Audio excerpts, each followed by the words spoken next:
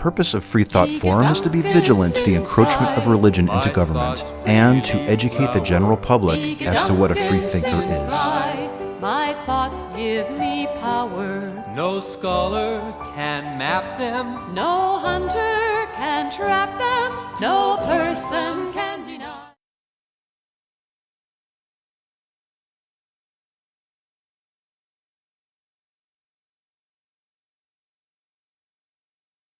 Hello and welcome to Freethought Forum. I'm Catherine Fahringer, the producer of this show, a show of ideas. We try to bring different people with different backgrounds on and discuss a variety of subjects in new ways. Today my guest is Anna McDonald, who is a writer and currently a columnist for the Express News. And I want to thank you, Anna, for driving down from San Marcos to be my guest on this show. Welcome. Well, thank you. I'm so happy to be here. Oh, well, I'm so happy to meet you. I really, when I invited you, I thought, oh, she'd probably say no. And I was so thrilled when you said yes. And I wanted to say that your background, you faxed me a little information about yourself, and I would like for you to tell the viewing public some of the things you told me about your father and mother and your beginning and your Jesus freak years and all of that good stuff. Okay. All right. Okay. Well, my mother was a paraplegic. She was injured in an accident at her birth in which her spinal cord was broken, and so she never walked. And they didn't know anything about paraplegia. This was in '31. So mother spent vast parts of her life in rehab hospitals.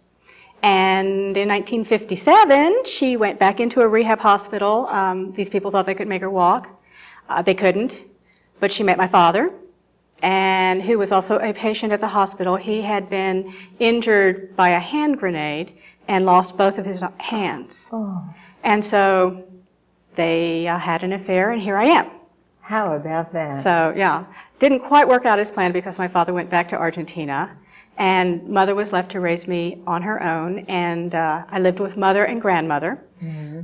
No men in the family, kind of an odd type of way to be raised. And, You spoke of one experience you had as a small child when you were pushing your mother in her wheelchair in the grocery store.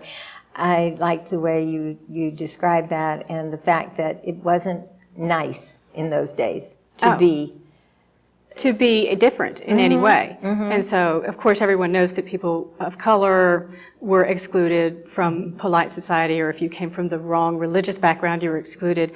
But maybe people don't really understand that people who were handicapped there was still that vestige, you did something wrong. Yeah, always. You're being punished. And so people did not appear in public, handicapped people. And so my earliest memory, and it's probably been enhanced over the years in some way or another, is I remember the first time I pushed my mother's wheelchair up a step, which was a big, big deal, going to the grocery store. Of course, they didn't have ramps then. And I remember looking to the side of her wheelchair because I was too small to see over her, and walking past the cashiers. And in this vision I have, people turn and see us and stare in horror and then turn away to vomit. And it's like a wave. So I'm sure that there may very well be some literal memory, but the memory's been enhanced over the years. But I think it's very true to the experience, because my mother never allowed society's insistence upon excluding handicapped people to stop her. She fought for 12 years to go to school and finally won the right to attend public school in her senior year, and went on to Hofstra and got a bachelor's degree, and eventually went to work, and we moved to Texas. And they put my mother in the welfare department, it was called then, because it was all lumped together. And when they had someone coming in to ask for benefits whom they thought was malingering or cheating in some way, they'd send them into mother. And so here's my mother in a wheelchair with a job, and they'd be going, well, maybe I don't need the welfare that bad. Yeah. So mother was really a pioneer in many ways. She was, and handicapped people are still fighting for their rights. They are indeed. It's not easy, and one thing that enrages me so is when I see people parked in handicapped spots that don't have the plates. They don't have the stickers. Although sometimes there's, their handicap may not be immediately apparent. Well, that's but they should go down and get the sticker. But they should get the sticker to prove Yeah. it. Yeah. Yes, that's quite true, because people with heart problems and things are not wearing it on the outside. So Right. that's quite true. Well, then how old were you when you came to Texas? 8. 8. 8 years old, 3rd grade. And you lived in Austin. On Indian Trail with my cousins, the McDowells, and eventually Mother got a job and got an apartment. So, and my big goal was to learn how to say y'all as one word. Because, can I take off my hat because it keeps wanting to slip? All right. My big goal was to be able to say y'all as one word because I'd been raised in New York and I had kind of a Long Island accent, which I really can't imitate anymore. But I used to be able to put on a fairly good Well, you face. came young enough that Yeah. it's very hard when you're older to pick up the accent of the country. I've always envied people who could go to England for 6 months and come back speaking like a Brit. It didn't happen to me. So what isn't natural isn't natural. But then you went to school there and graduated high school, and Reagan. then you went on to, where did you go to university? I went to Southwest Texas State University. Oh, you did? I did have a year or so over in East Texas, but my university career was pretty much off and on, mostly off. So I'd go for a year, go, I don't like this, drop out mid-semester and get all Fs. Because I was too lazy to go through the drop process. And I still graduated with pretty decent GPA, so I guess I did okay. But it took me 20 years to get my master's degree. So I guess that's some kind of a record or something in professional Well, I don't know. students. There are people who even start tackling it when they're in their 60s. So you finished in record time. Okay. You're still young and fresh. I feel better now. Thank you. And you have now writing, and you're going to do a course soon on writing. Right. I'm going to do a course specifically on how to publish your journal, which is essentially what I do. Only I do it in 500-word bites in the Insight section of the Express News and in some other papers. And so the course will be held the first and second weekends in October at Viva Bookstore, which is a religious bookstore, and your clientele may not particularly want to take me up on that one because it will be informed by my religious beliefs, which would be difficult for me to cut them out and say, oh no, let me just tell you about writing as though I'm some great expert, and as opposed to saying, well, this is where I'm coming from and this is the way I do things. Yeah, right. So. Well, I think that's your strong point, is being you. Well, thank you. And I hope it's a strong point and not a failing. But. And how did you come about writing for the Express News? What was the background there? Well, instant success usually takes several years of preparation. Yes, right. And so after my mother died, I was trying to establish myself as a freelance writer, because really what I wanted to do was stay home full time with my kids. And my husband's a firefighter, which means that he has one of the most dangerous jobs in the nation. And I knew that I wanted to at least have a foot in the door, so that if I were to need to earn money because of his death or disability, I would have that. So I decided to do some freelance writing, which allows me to be home, although not uninterrupted. No, I'm sure. That would be nice, if the kids would at least knock before coming in. But, and I have a little closet in my house that I use as my office, a glorified room, I guess. And so I started publishing. I conceived a column, and the premise of the column was parenting as a profession, in that it's worthy of doing well, it's worthy of your best effort, and it's just as important as being the CEO of any major corporation. I sold that piece to a little paper called 2001 Plum Creek Tales, and placed the column then in several other newspapers. And when I went back to get my master's degree, the last course I took was from a professor who better not say his name, but he was not a nice person, and he did not like me. He really despised me, and in large part because I accepted money for my writing, and he felt this cheapened the art. Oh, well, please. Thank you. Well, that's very common in academia. So, And he kept on trying to convince me that the way I wrote was unethical. Unethical to write about yourself. And who cares? He really at several times suggested I drop the master's program. But one thing he did teach me was perseverance. That too. But to include a political angle. That instead of just writing happy, happy, joy, joy, this is what my kids did today, which I was actually selling, but to say, okay, now, what is it in the news that reminds me of a personal experience so I can tie them together? Well, so during the Kevorkian was in the news constantly at this time, and one day I said, well, I have something to say about assisted suicide, because my mother had died a home death, and it was very long and very painful, and I think that if she hadn't been such a loving, generous person, she might very well have asked me to help her commit suicide. I was very lucky that she didn't. But I certainly, during those 60 days and the last 30, quite often thought that it would be a very merciful thing to do. And I wrote about that. I know. And I that's tied the it in. very thing I was going to bring up when the you Express said News picked it up. At the time, I was sending it out all over the country, and the Express News actually picked it up. And I thought it was a very moving article. Thank you. And I was so glad you faxed it to me, because I hadn't seen that one. It's several years old now. But I think always timely. Yes, always, always. We're still fighting that battle. Well, with Kevorkian martyring himself, I think maybe people need to understand what it's like. Well, that's it. People complain a lot about him and say he's self-aggrandizing and so forth and so on, but when you're dealing with something that people will not wake up to, I like that play title, Whose Life Is It Anyway? Exactly. And whose death is it? Yeah. So. And who are you, or whoever, to tell me how to live and how to die.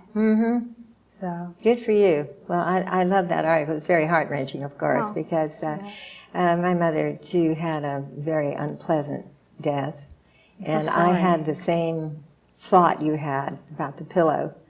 I stood there one day, and I wanted to for her sake, but I knew I couldn't do it. Right. There's something about that mother-daughter thing that just is, it's tough. You can't be very objective. I know. And in those end times, I mean, you're reversing your role and you're mothering your mother. I know. Exactly. Yeah. And it's so painful. It really is. And so that, I found a lot in a good connection with you over that.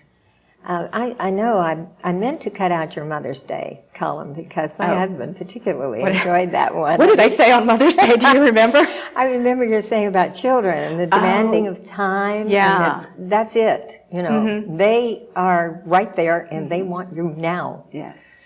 And when it's convenient is not don't going to cut it. Forget that. I had the problem of, in fact, I still have it with my husband, who, if I am on the phone, he practically stands on his head to get my attention. Right. How funny. Yeah. My goodness.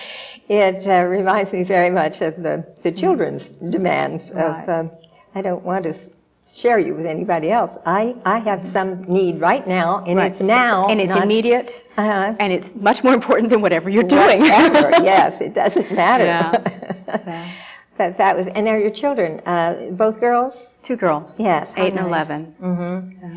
I was guessing on ages, and that's just about what, because you had mentioned one being 11, and I thought from the way your columns and things, the information you give, the other one would be about 8, and I was going to guess that. Well, those are nice ages. Still the self-centered, I'm first kind of age, but well, they're learning. beginning. They're learning, especially the 11-year-old is getting there's- to a point where she really is starting to empathize with other people. That's good. So she's a sweetie. They're both Well, are. I think you're right about this priority, the mother, and I find you to be, I would think, a very delightful role model for children. You're sweet. Thank you. You're got a lot of life in you and sparkle, and flexible mind. That's why I introduced you. I said she's a Christian. I don't know whether I said without dogma. I mean, you're not dogmatic about things. You're not judgmental. And you weren't afraid to come on a show with an atheist. And I think it's a cosmic joke that my first public appearance in San Antonio is on the Freethought Forum. I mean, Jesus is, I'm sure, laughing. So this is too funny. Now, I do want to ask you, you did this one column on Madalyn Murray O'Hair, and that's when I contacted you for the first time. This got my attention because I certainly like the headline they gave it, O'Hare's Belief of Non-Belief Took Courage. There's one part, though, in here that I wanted, and I hope you don't mind discussing it, as it says, I think it perfectly reasonable to assume that the only God Madalyn Murray O'Hair knew did not exist, although obviously she didn't know mine. I always find this odd. Atheism is not a rejection of God, it's the rejection of a concept of God. Right. And I often puzzle over this. There's supposed to be one God. The Muslims worship him in one way, and the various ones who are God-oriented worship him in their way, and their ways always collide with somebody else's way, and it causes so much strife. Did I bring that one? Yes, holy hatred and holy horrors. And this is all about the things that are going on in this very decade. And so I wondered what this private God, I mean, yours is obviously a very nice God. Bertrand Russell, I believe it was, said, kind people have kind gods, and cruel people have cruel gods. That's interesting. And we find this a lot in the fundamentalist things. Tell me about your Jesus freak years, as you put because I used to be a fundamentalist. I was a member of a religious community. It was a ministry to street people in the 60s and 70s. And we used to walk around Austin, was where I was raised. We used to walk around the city and say, people would come up and beg. And, that was the way a lot of people lived, was by panhandling. And they'd come up to us and they'd say, can we have some money? And of course we had absolutely none because we knew it was coming. And we'd say, no, we don't have any money, but if you'd like to come with us, you can come to the well and we will give you free food and you can stay as long as you want. And if you want to sleep there, you can. And on and on and on and on and on. So some of them came and many of them stayed. And at first it was just this outreach to provide people with nowhere to go the physical needs, to provide for their physical needs, and of course with a heavy dose of religion. Kind of like, the Salvation Army does. You can stay here, but you have to listen to us sing. And pray. And pray. Well, actually, I don't think we did a whole lot of praying in the early days. But anyway, as the community grew and developed, it became dominated by certain persons with very, very strong charismatic powers and personalities. Kind of like the Jim Joneses and the really scary stuff. We were doing some pretty scary stuff. And, I was wearing high-necked collars. I was like, 14, 15, 16, just young and pretty and all of that. And I was wearing high-neck collars, long-sleeve blouses, long skirts down to the ground, because I didn't want to tempt my brothers. Thank you. And I carried a Bible around with me everywhere I went, and every thought was supposed to be a prayer, and it was da-da-da-da-da, and there was a lot of mind control. We were expected to move into communities, give up everything we owned to the community, and moved into these big houses. And we actually got to the point, Mother and I, of going house hunting with some other member, with the elder to whom we had been assigned. Anyway, I got out of it. How? They didn't like me. Oh, I wrote about this. You missed it. But I started smoking. I started smoking cigarettes. Shame on you. I mean, talk about unchristian. Talk about unhealthy. Well, unhealthy. But back then, I don't think we had the same stigmas that we do now. And I started smoking cigarettes, and they said, well, you can't wear our little badge to identify yourself as a member of this group. You can still come, please come, just don't let anybody know you're associated with us. Okay, I think I can read between those lines. And my mother stayed with this organization for until almost to the very end. At one point, they applied for nonprofit status as a religion and were rejected.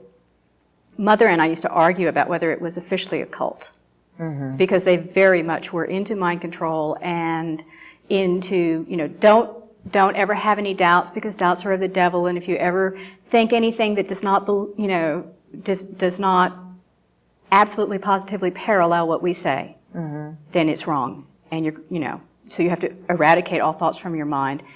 That's what I mean by mind control. And so, anyway, I got out, and got out very hurt and angry and disillusioned.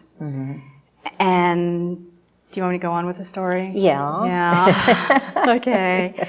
Well, then I got involved with a man who was into Carlos Castaneda, who, if you don't know who he is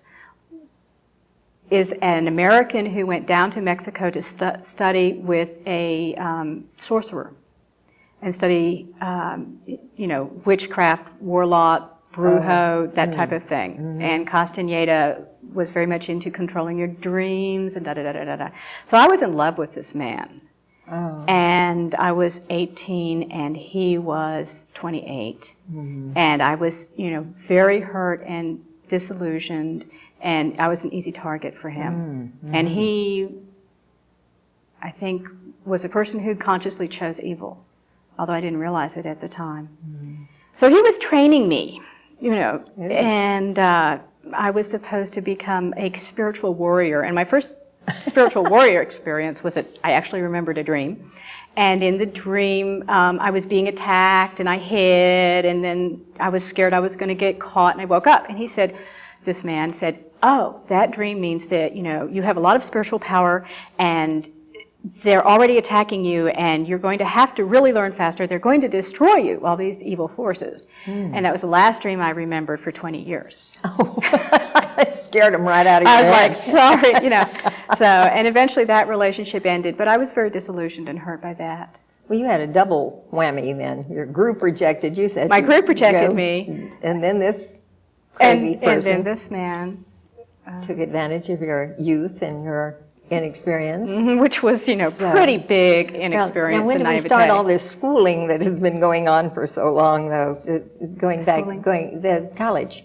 Oh, yeah. I'm back and forth into college at this point. Oh, okay. You're doing your on again, off again, on again, off again. Gee, I can't pick a major. What am I going to do? Yeah, Yeah. Commitment is hard, isn't it? You're young. I change my major every semester. Because I took a class, I love it. Okay, that'll be my major. And then next semester be something else.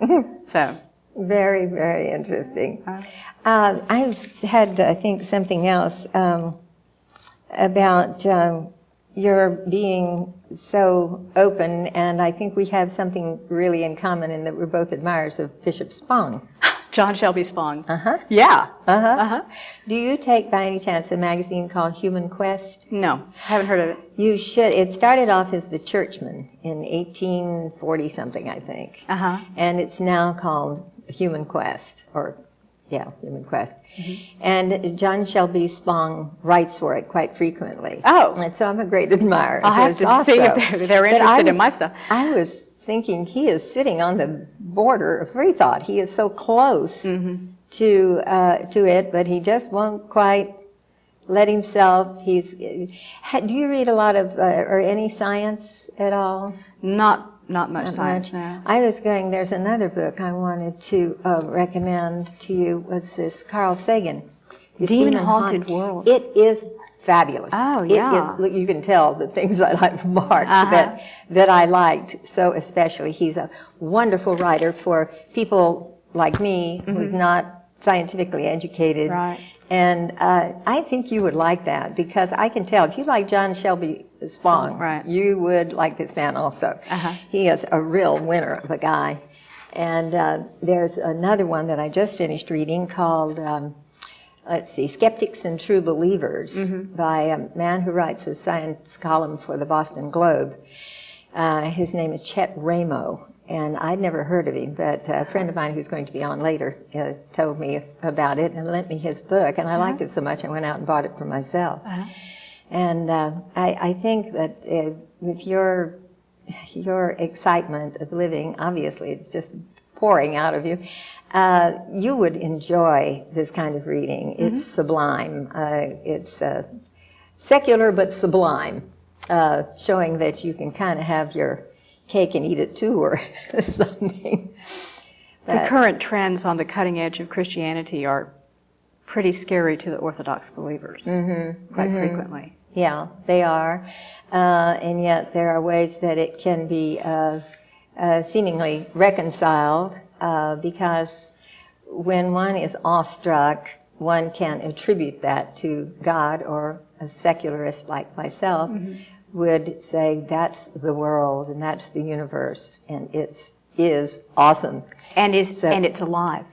The world is alive. I know. It is just, Right. you would really, really, I promise you. That is the cutting edge in the very liberal Christianity. One of the John Shelby Sponk's books, he says, forget theism. It's not a viable way of understanding God anymore, because the culture out of which Christian beliefs arose is gone, and people don't even remember it.